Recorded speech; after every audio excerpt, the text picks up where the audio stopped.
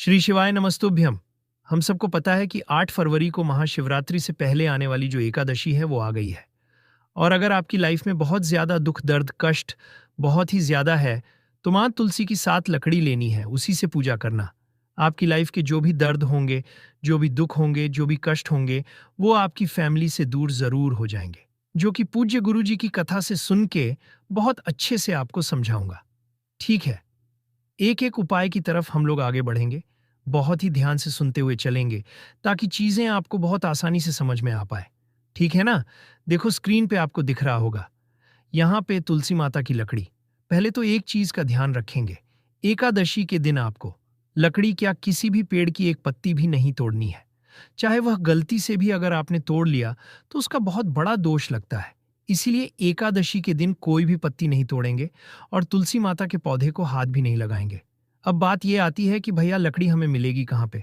जब आप तुलसी माता के पौधे के पास जाओगे ना, तो नीचे आपको छोटी छोटी लकड़ियां जरूर मिल जाएंगी। ठीक है, 100% मिलेंगी। तो आपको कितनी लकड़ी लेनी है? 7 तुलसी माता की लकड़ी लेनी है, जो तुलसी माता के पेड़ के नीचे गिरी हुई हो। ठीक है, ले लेना, पत्तों को हाथ मत लगाना, बिल्कुल भी, सिर्फ लकड़ी के लेना है। अब आपको उसी 7 लकड़ियों से दीपक लगाना है। अब दीपक लगाने का एक नियम है, तरीका है। जो लकड़ी आपने ली है, एक बार मैं करके दिखा रहा हूं।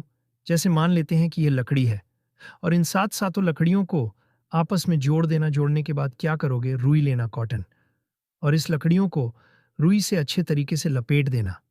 ठीक है, रुई से लपेट देना इन 7 लकड़ियों को। और जो दीपक लोगे उस दीपक में आपको घी डालना है। ठीक है, और वो जो घी होगा वो गौ माता के दूध से बना हुआ होना चाहिए। और उसमें 7 लकड़ियों को जलाकर लगा करके और जला देना। अब जलाने के बाद में हमें आरती करनी है। आरती किसकी करेंगे? देखो, अगर प्रदोष का दिन है तब तो महादेव की आरती आप कर सकते हैं, लेकिन ये एकादशी प्रदोष पे नहीं पड़ रही है, ऐसे ही नॉर्मल पड़ रही है महाशिवरात्रि से पहले। तो आपको भगवान विष्णु, भगवान राम, भगवान कृष्ण, मतलब जो भी देवता हो, उनकी आरती आप कर सकते हो, भगवान शिव को छोड़ करके। ठीक है, उनकी आरती करेंगे। जब दीपक बुझ जाए, ठंडा हो जाए, ये प्रार्थना करेंगे, हमारा परिवार खुश रहे, हमारा कुटुंब खुश रहे, इस तरीके से विनती करके, प्रार्थना करके। और उसके बाद में उस दीपक को उठाएंगे, लेके किसी पीपल पेड़ के नीचे रख करके चले आएंगे। इससे क्या होगा? आपकी फैमिली में हमेशा खुशियां बनी रहेंगी।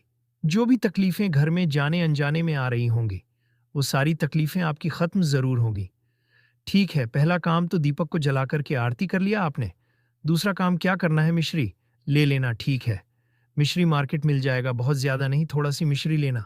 तुलसी माता का एक पत्ता लेना, भगवान विष्णु की कोई भी फोटो, मूर्ति, प्रतिमा घर में हो, भगवान नारायण की, उनके सामने मिश्री का भोग लगा करके तुलसी के पत्ते को रख देना।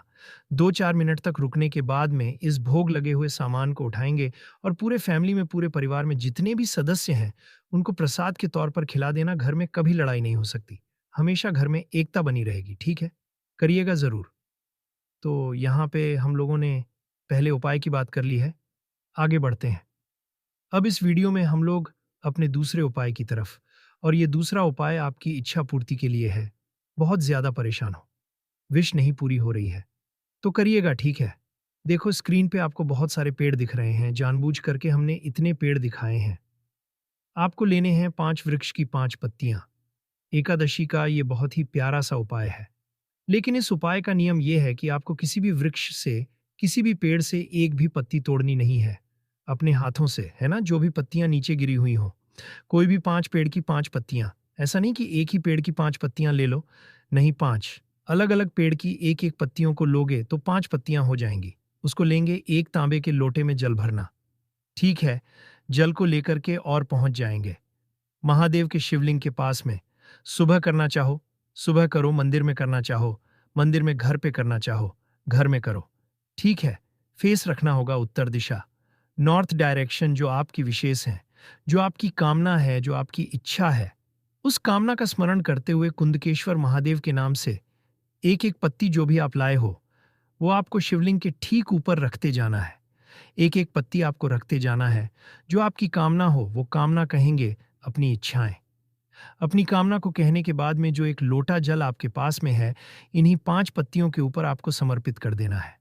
जो भी व्यक्ति एकादशी पे 5 वृक्ष की 5 पत्तियों को कुंदकेश्वर महादेव के नाम से अपनी कामना कह के समर्पित करता है, उसकी वर्षों पुरानी जो भी मनोकामनाएं होती हैं, महादेव पूरी ज़रूर करते।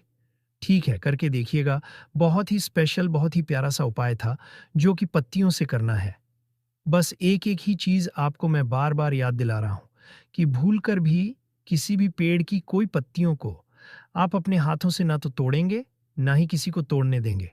जो पत्तियाँ नीचे गिरी हुई हों, उन्हीं को धो करके इस्तेमाल करिएगा। ठीक है? ना देखो तो 2 उपाय की बात कर ली है, आगे बढ़ते हैं। इस वीडियो में हम लोग अपने तीसरे उपाय की तरफ देखो। ये जो एकादशी पड़ी है, कौन-सी एकादशी है जया? एकादशी कौन-सी एकादशी है जया? एकादशी अब इसमें आम वाले पेड़ के नीचे उपाय करना है, जिससे हमारे घर में धन संपदा हमेशा बनी रहे।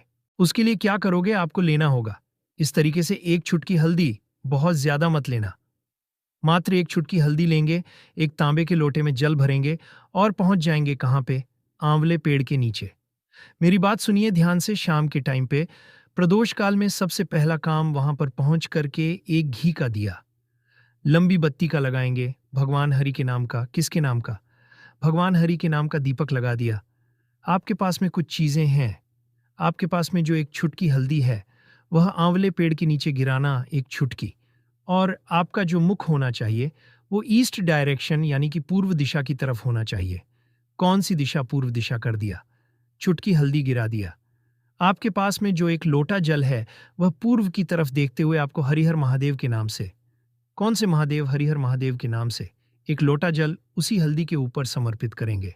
जो आंवले का पेड़ है, उसकी 7 परिक्रमा करोगे। कितनी परिक्रमा करनी है? 7 परिक्रमा करेंगे। माँ लक्ष्मी से प्रार्थना करेंगे, विनती करेंगे। हमारे घर में धन संपदा को लेके इस तरीके से समस्याएं हैं, इस तरीके से प्रॉब्लम है। आप हमारे घर से इन समस्याओं को दूर करें। अपने अकॉर्डिंग प्रार्थना करके फिर आप अपने घर की तरफ जा सकते हैं। जया एकादशी के दिन हरिहर महादेव का दिन होता है। आंवले पेड़ के नीचे एक छुटकी हल्दी डाल के पूर्व की तरफ मुंह करके इस उपाय को करने से हमारे घर में कभी धन धान्य की कमी नहीं होती। हमेशा माँ लक्ष्मी का वास घर में बना हुआ होता है। ठीक है ना? समझे तो 3 उपाय की बात हो गई है। आगे बढ़ते हैं इस वीडियो के सबसे आखिरी और बहुत ही छोटे से उपाय की। और इस उपाय के जो फायदे होंगे वो है बीमारी को लेके, है ना? क्या भैया, हमारे घर में लोग बीमार बहुत पड़ रहे हैं, डॉक्टर सारे पैसे ले जा रहे हैं, हम क्या करें? उसके लिए आपको लेना होगा एक समी का पत्ता। बहुत ज्यादा नहीं लेना है, सिर्फ एक समी का पत्ता लेना।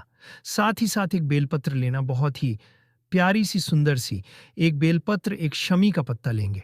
अब आपको अपने राइट हैंड पे, दाहिने हाथ पे सबसे पहले एक बेलपत्र को रखना है। ठीक है? बेलपत्र को रखने के बाद में इसी बेलपत्र के ऊपर जो शमी का पत्ता आपने लिया है, उस शमी के पत्ते को रख लेना। और उसके बाद में ऐसे ही करके एक लोटा जल तांबे के लोटे में भर करके पहुंच जाना महादेव के शिवलिंग के पास में। सुबह दोपहर शाम रात कभी भी जाना। ठीक है? जो आपके हाथ में एक बेलपत्र है, एक शमी का पत्ता है, उन दोनों को एक साथ महादेव के शिवलिंग के ऊपर समर्पित करेंगे। जो इंसान आपके घर में बीमार है, उस इंसान का नाम और गोत्र बोल करके और महादेव से यह विनती करते हुए कि हमारे घर का ये इंसान है, हे महादेव आप इसकी इस बीमारी को दूर करें। प्रार्थना करने के बाद में एक लोटा शुद्ध जल तांबे के लोटे से कुंदकेश्वर महादेव, कौन से महादेव? कुंदकेश्वर महादेव के नाम से समर्पित कर देना। जीवन में कभी आपके घर में बीमारी प्रवेश नहीं कर सकती है। सिर्फ एक बार करके देखिए। एकादशी का बहुत स्पेशल, बहुत प्यारा सा उपाय। ठीक है?